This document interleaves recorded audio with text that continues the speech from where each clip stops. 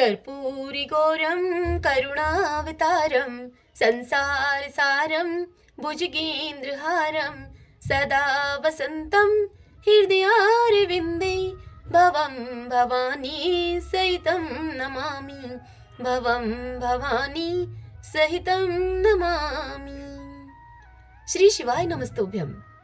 फागुन मास महात्म्य के अध्याय 5 की कथा में आप सुनेंगे विश्वकर्मा के तप से वरत्रासुर की उत्पत्ति और दधीचि के द्वारा देवताओं को अस्थिदान, पिपलाद का जन्म, देव असुर संग्राम में नमूची का वध और प्रदोष व्रत की विधि। आज हम यह कथा सुनेंगे। सभी बोलिए उमा महेश्वराभ्याम नमो नमः। भगवान शंकर माता पार्वती की जय। लोमश जी कहते हैं कि इसी बीच में इंद्र का महान उत्सव देखकर पुत्र शोक से पीड़ित विश्वकर्मा के मन में बड़ा क्रोध हुआ। वे बहुत ही खिन्न होकर अत्यंत उग्र तपस्या करने के लिए चले गए। उस तपस्या से संतुष्ट होकर लोक पितामह ब्रह्मा जी ने प्रजापति त्वष्टा से कहा, हे सुवर्त, तुम कोई वरदान मांगो। तब त्वष्टा ने अत्यंत हर्ष में भरकर वरदान मांगा और कहा, हे भगवान, हमें ऐसा पुत्र दीजिए जो कि देवताओं के लिए भयंकर हो तथा संपूर्ण देवताओं और इंद्र को भी शीघ्र मार डालने की वह इच्छा रखता हो। तब तथास्तु कहकर परमेष्टि ब्रह्मा ने वरदान दे दिया। उस वरदान से तत्काल ही वहां पर एक बड़ा ही अद्भुत दैत्य प्रकट हुआ जो कि वर्त्र नाम से प्रसिद्ध था। वह असुर हर दिन 100 धनुष अर्थात 400 हाथ बढ़ा करता था। पूर्व काल में अमृत मंथन के समय देवताओं ने जिन दैत्यों को मार डाला था और शुक्राचार्य जी ने पुनः उन्हें जीवित कर दिया था, उनमें से राजा बलि को छोड़कर शेष सभी दैत्य पाताल से निकलकर वरत्रासुर के पास चले गए।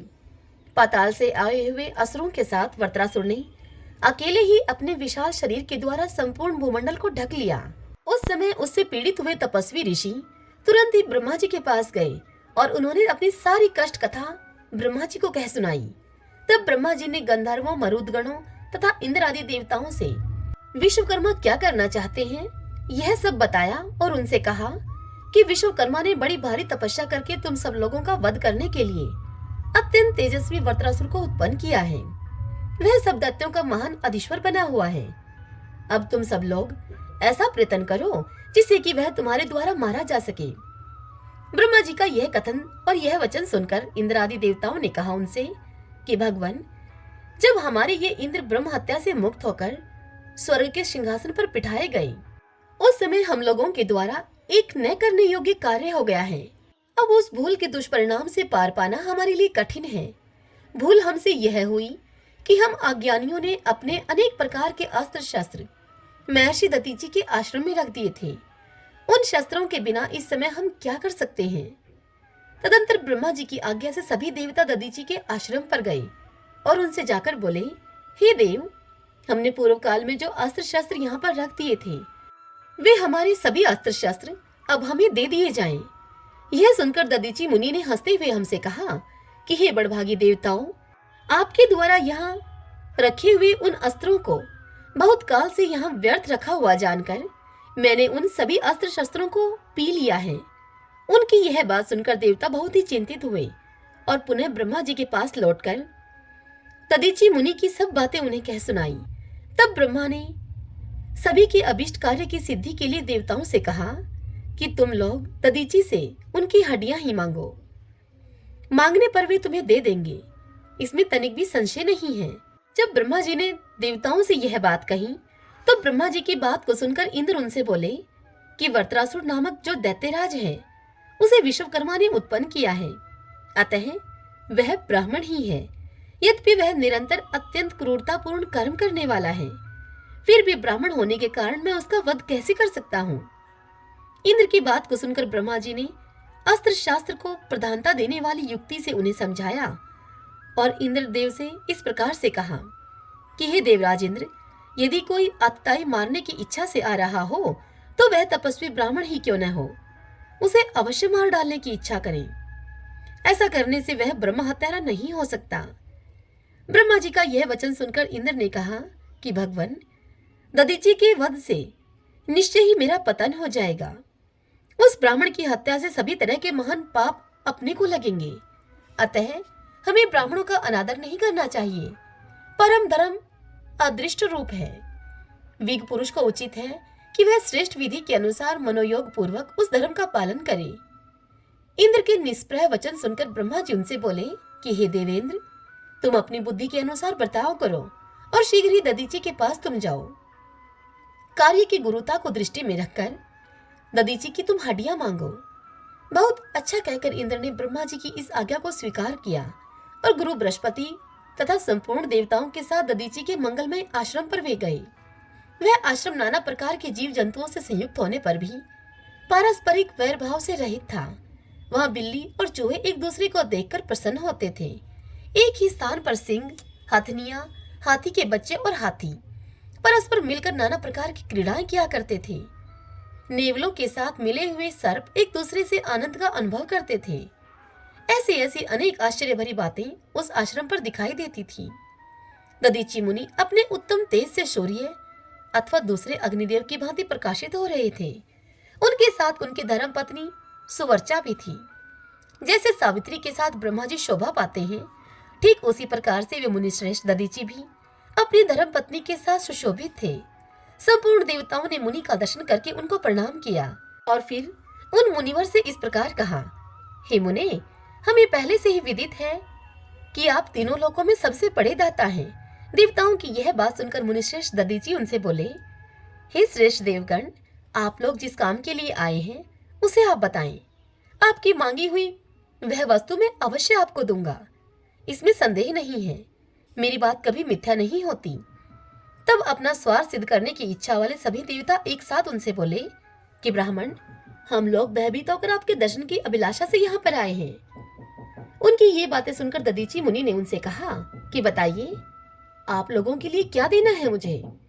यो कहकर महर्षि ने अपनी पत्नी को आश्रम के भीतर भेज दिया।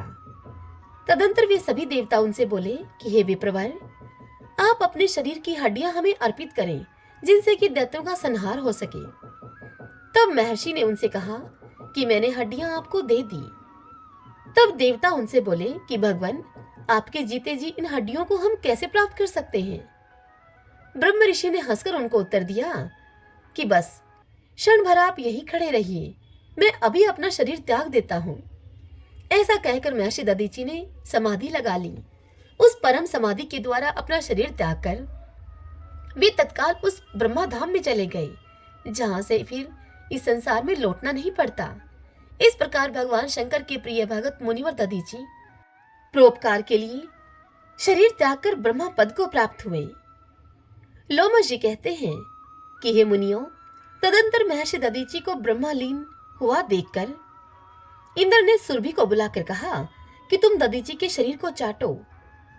तब बहुत अच्छा कहकर सुरभि ने तत्काल ही दधीची के शरीर को चाटना आरंभ किया। उसने सब ओर से चाटकर उस शरीर को मांस के रहित कर दिया। तब देवताओं ने वे हड्डियां ले ली और उनके शस्त्र बनाए। उनकी पीठ की हड्डी से वज्र बना और सिर से ब्रह्माशिर नामक अस्त्र तैयार किया गया। ऋषि के शरीर की जो और भी बहुत सी हड्डियां थीं, उन्हें भी उस समय देवताओं ने ग्रहण कर लिया।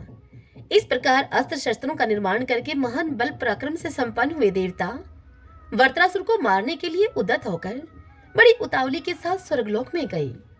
तत्पश्चात महर्षि दधीची की पत्नी सुवर्चा देवी, जिन्हें देवताओं के कार्य की सिद्धि के लिए महर्षि ने आश्रम के भीतर भेज दिया था, वहां पुनः लौटकर वापस आई और वहां जो कुछ हुआ था वह सब उन्होंने अपनी आंखों से देखा। यह सब देवताओं की ही करतूत है। ऐसा जानकर उस सती साध्वी सुवर्चा के मन में बड़ा क्रोध हुआ। उन्होंने अत्यंत रुष्ट होकर शाप देते हुए देवताओं से कहा कि देवता आज से संतानहीन रहे। तपस्विनी सुवर्चा ने इस प्रकार देवताओं को श्राप दे दिया और स्वयं एक पीपल वृक्ष के मूल भाग में बैठकर रोदन करने लगी। इसी समय उनके उदर से महात्मा दधीची के पुत्र महातेजस्वी पिपलाद प्रकट हुए। माता सुवर्चा प्यासी आंखों से पुत्र पिपलाद की ओर देखती हुई हंसकर उनसे बोली, हे महाभाग, तुम दीर्घ काल तक इस वृक्ष के ही समीप रहना। तुम मेरे आशीर्वाद से शीघ्र ही ऋषियों में श्रेष्ठ स्थान प्राप्त करोगे। अपने पुत्र के प्रति ऐसा कहकर साध्वी सुवर्चा श्रेष्ठ समाधि लगाकर पति के समीप चली गई। इस प्रकार उन्होंने पति के साथ सत्यलोक प्राप्त किया। इधर वे देवता लोग अस्त्र शस्त्रों का निर्माण करके युद्ध के लिए उत्सुक होकर दैत्यों के सामने गए। इंद्रादि देवता महान बल और पराक्रम से युक्त थे। वे गुरु बृहस्पति को आगे करके भूमि पर आकर मध्य देश में ठहरे। उन सबके पास बड़े उत्तम शस्त्र थे। इंद्र आदि देवताओं को वहां पर आया हुआ सुनकर महातेजस्वी वृत्रासुर दैत्य वृंद के साथ उनके समीप गया। महेंद्र ने उस सम्रागण में महादैत्य वृत्रासुर को देखा। देवताओं और दानवों का एक दूसरे की ओर दृष्टिपात बड़ा ही अद्भुत था। उनमें वैर भाव बहुत बढ़ा हुआ था। वे एक दूसरे को मार डालने की इच्छा से अत्यंत क्रोध में भरकर अद्भुत स्वर में गर्जना करने लगे। देवताओं और दानवों के उस युद्ध में बजाए जाने वाले भयानक बाजे बड़ी गंभीर ध्वनियों में सुनाई देते थे। उस युद्ध में समस्त चराचर जगत महान भय के कारण अचेत हो गया था। उस समय नमूची नामक दैत्य इंद्र के साथ युद्ध करने लगे। देवराज इंद्र ने बड़े वेग से उस दैत्य पर वज्र का प्रहार किया, परंतु वज्र के आघात से भी नमूची का एक रोम भी न टूट सका। तब इंद्र ने नमूची पर गदा मारी, किंतु वह गदा भी चूर चूर हो गई। यह देखकर इंद्र ने एक बहुत बड़े शूल से उस नमूची दैत्य पर प्रहार किया। नमूची के अंग का स्पर्श होते ही उस शूल के सैकड़ों टुकड़े हो गए। इसी प्रकार नमूची ने भी हंसते हुए अनेक प्रकार के शस्त्रों से देवताओं को मारा, परंतु इंद्र पर प्रहार नहीं किया। उस समय इंद्र मौन होकर बहुत भारी चिंता में डूब गए। इसी बीच उस महाभयानक संग्राम के भीतर इंद्र को संबोधित करके एक आकाशवाणी हुई। आकाशवाणी ने कहा कि महेंद्र, यह दैत्य देवताओं के लिए बड़ा ही भयंकर और घोरतर है। इसके लिए जल से निकला हुआ फेन ही दुर्लंघी शस्त्र है। अतः उसी के द्वारा इस महान असुर का शीघ्र आप संहार करो। दूसरे किसी शस्त्र से आघात करने पर यह असुर कभी मारा नहीं जा सकता। इस मंगलमयी दैवी वाणी को सुनकर अत्यंत पराक्रम वाले इंद्र समुद्र के निकट गए। वे फेन को प्राप्त करने के लिए समुद्र के तट पर अब प्रयास करने लगे। इंद्र को समुद्र के तट पर आया हुआ देखकर नमूची क्रोध से मूर्छित हो उठा और शूल से आघात करके उन्हें कटु वचन सुनाने लगा। तब इंद्र ने भी क्रोध में भरकर अद्भुत फेन ग्रहण किया और उस फेन का प्रहार करके महादैत्य नमूची को इंद्र ने मार गिराया। इस प्रकार नमूची के मारे जाने पर सब देवता और ऋषि साधुवाद देते हुए इंद्र के प्रति सम्मान प्रकट करने लगे। इसी समय महातेजस्वी वृत्रासुर इंद्र के समीप आया। वृत्रासुर को आया हुआ देखकर सभी देवता और मनुष्य महान भय से युक्त होकर पृथ्वी पर गिर पड़े। तब प्रतापी इंद्र हाथ में वज्र लिए हुए ऐरावत हाथी पर आरूढ़ हुए। सब देवता प्रतापी लोकपालों के साथ युद्ध के लिए एकत्र हो गए, परंतु वृत्रासुर को देखते ही देखते सब लोकपाल अपने स्वामी इंद्र के सहित भयभीत हो गए। अतः वे भगवान शिव की शरण में गए। महेंद्र विजय के इच्छुक थे, अतः उन्होंने गुरु बृहस्पति के बताए अनुसार बड़े विश्वास के साथ तत्काल ही विधि पूर्वक शिवलिंग का पूजन किया। फिर उदार बुद्धि वाले बृहस्पति जी ने इंद्र से इस प्रकार कहा। बृहस्पति जी इंद्र से बोले कि देवराज, कार्तिक माह के शुक्ल पक्ष में शनिवार के दिन यदि पूरी त्रयोदशी मिले तो यह समझना चाहिए कि मुझे सब कुछ प्राप्त हो गया है। उस दिन प्रदोष काल में सब कामनाओं की सिद्धि के लिए लिंग रूपधारी भगवान सदाशिव का पूजन करना चाहिए। दोपहर के समय स्नान करके तिल और आंवले के साथ गंध पुष्प और फूल आदि के द्वारा शिव जी की पूजा करें। फिर प्रदोष काल में स्थावर लिंग का पूजन करें।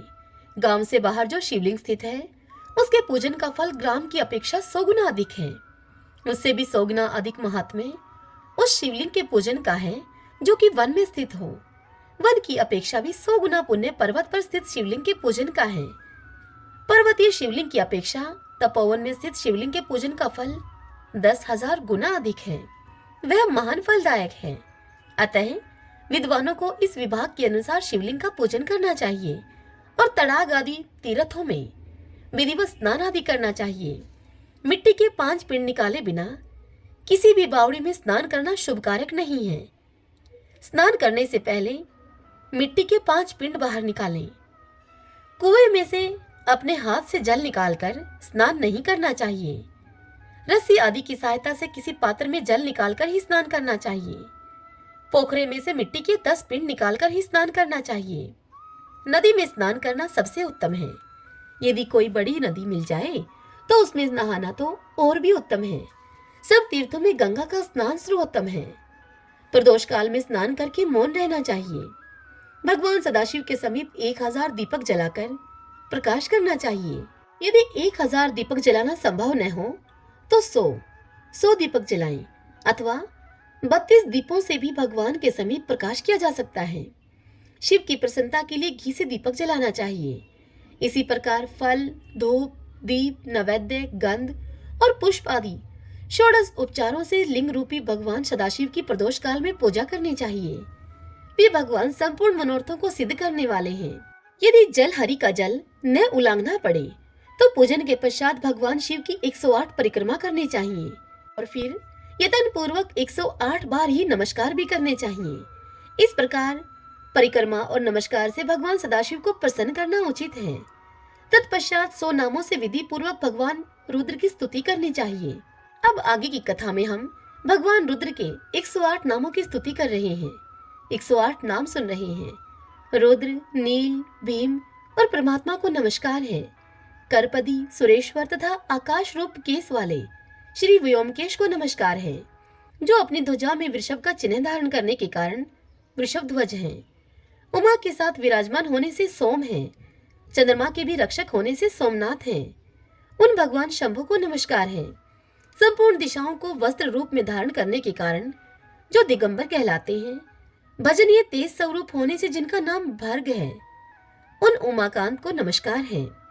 जो तमोमय, भव्य, शिवश्रेष्ठ, विष्णु रूप, व्याल प्रिय, व्याल तथा सर्पों के पालक हैं, उन भगवान को नमस्कार है। जो महीधर, व्याघ्र, पशुपति, त्रिपुरनाशक, सिंह स्वरूप, शार्दुल रूप और यज्ञमय हैं, उन भगवान शिव को नमस्कार है। जो मत्स्य रूप, मत्स्यों के स्वामी, सिद्ध और परमेष्टि हैं, जिन्होंने कामदेव का नाश किया है। जो ज्ञान स्वरूप तथा बुद्धि वृत्तियों के स्वामी हैं, उनको नमस्कार है। जो कपोत, वशिष्ठ, शिष्ट और सर्वात्मा हैं, उन्हें नमस्कार है।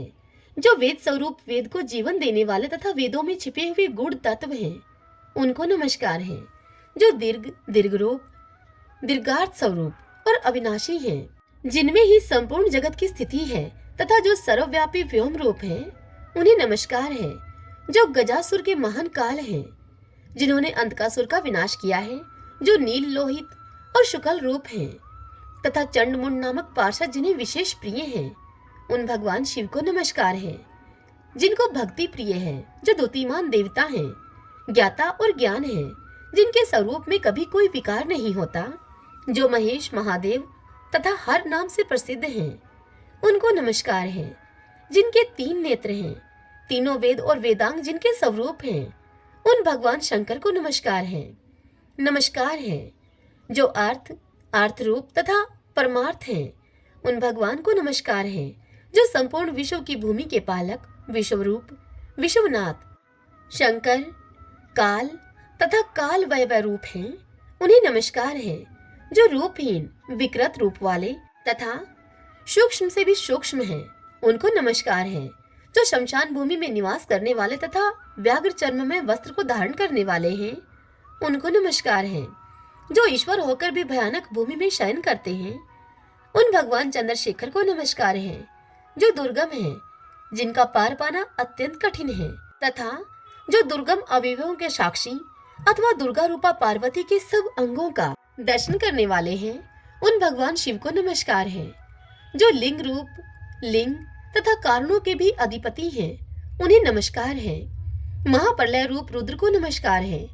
प्रणव के अर्थभूत ब्रह्मा रूप शिव को नमस्कार है। जो कारणों के भी कारण, मृत्युंजय तथा स्वयंभू रूप हैं, उन्हें नमस्कार है। हे श्री त्र्यंबकम, हे नीलकंठ, हे शर्व, हे गौरीपते, आप संपूर्ण मंगलों के हेतु हैं, आपको नमस्कार है। प्रदोष व्रत करने वाले को महादेव जी के इन 100 नामों का पाठ अवश्य करना चाहिए। हे महामते इंद्र, इस प्रकार तुमसे मैंने शिव प्रदोष व्रत की विधि बतलाई है। हे महाभाग इंद्र, शीघ्रता पूर्वक इस व्रत का तुम पालन करो, तत्पश्चात तुम युद्ध करना। भगवान शिव की कृपा से तुम्हें विजय आदि सब कुछ प्राप्त होगा। एक समय की बात है, राजा चित्ररथ विमान पर बैठकर नाना प्रकार के द्वीपों का दर्शन करते हुए भगवान शंकर के निवास स्थान कैलाश पर्वत पर गया। वहां उसने परम अद्भुत एवं अनुपम छवि वाले भगवान शंकर के दर्शन किए। वे अपने आधे अंग में पार्वती देवी को बिठाकर शोभा पा रहे थे।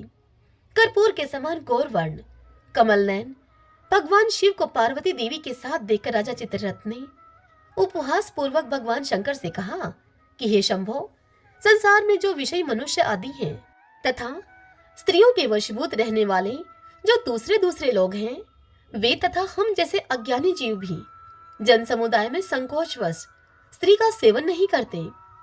यह सुनकर गिरिजानंदिनी उमा ने कहा, अरे दुरात्मन, अरे मूढ़, तूने मेरे साथ बैठे हुए भगवान शिव का उपहास किया है, अतः इस कर्म का फल तू शीघ्र ही देखेगा।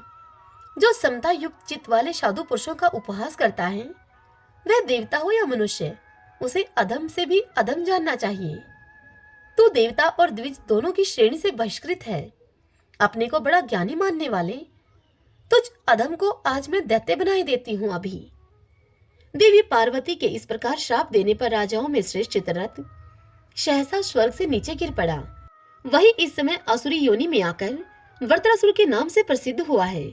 विश्वकर्मा की भारी तपस्या से युक्त होने के कारण इस समय वृत्रासुर अजय बतलाया जाता है।